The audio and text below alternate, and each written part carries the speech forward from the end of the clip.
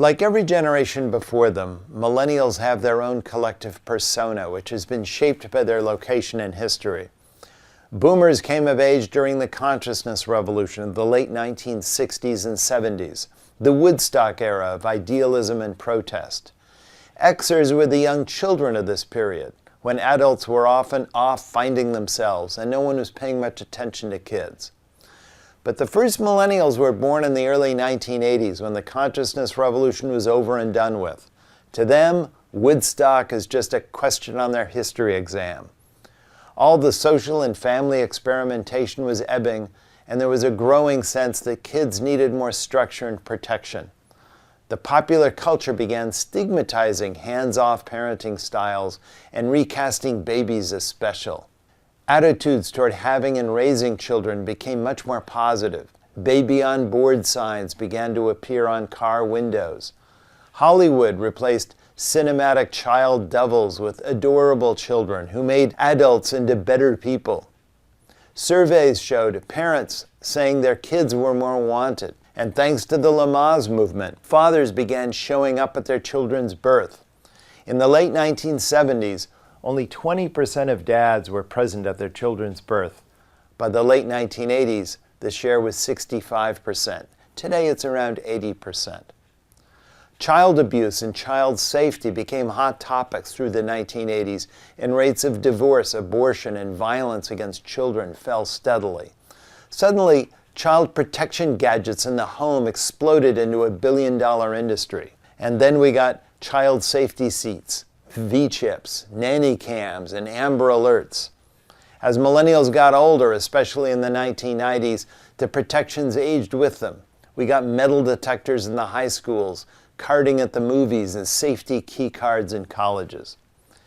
Meanwhile, the media honed in on millennials' academic achievement. The Goals 2000 movement, targeting first-wave millennials born in 1982, demanded improved student behavior and achievement from the high school class of 2000.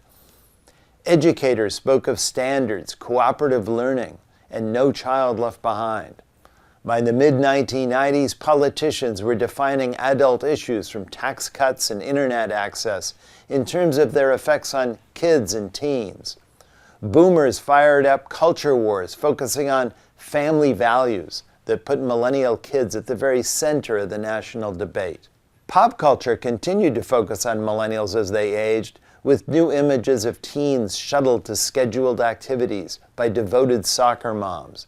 And within families, parents continued to spend ever more time with their children.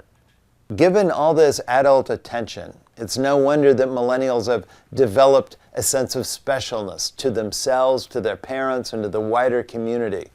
And as we would expect, this location in history has had a major impact on millennials' collective personality and generational behavior. In fact, they've been reversing many of the youth trends pioneered by boomers and Xers. Let me offer one important example. By almost every measure, we've seen a dramatic decline in personal risk-taking by youth.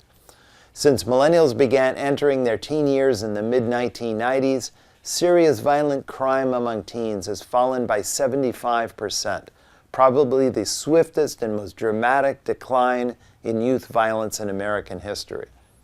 Starting around the same time, rates of teen pregnancy and abortion have been falling and have declined by 50% overall. Teen alcohol and smoking rates in grades 8, 10, and 12 also started falling and are now at historic lows.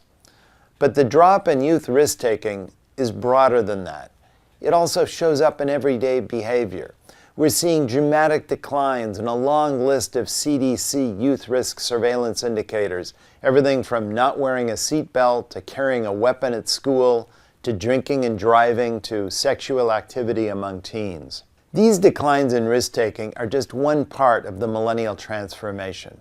Next, we'll take a look at the 7 core traits millennials have developed thanks to their location in history. These 7 traits are the key to this generation's behavior and priorities in the workplace.